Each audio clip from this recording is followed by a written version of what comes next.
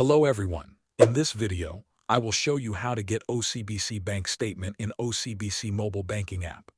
First, open the OCBC mobile banking app on your mobile device and log into your account using your username and password. After logging in successfully, you will be taken to the main page of the app. Next, look at the bottom navigation bar and tap on the More option. It may appear as 3 dots or a menu icon depending on your app version. The More section gives you access to additional banking features and services. Under the Services category, find and select the Documents option and then choose e-Statements from the drop-down menu.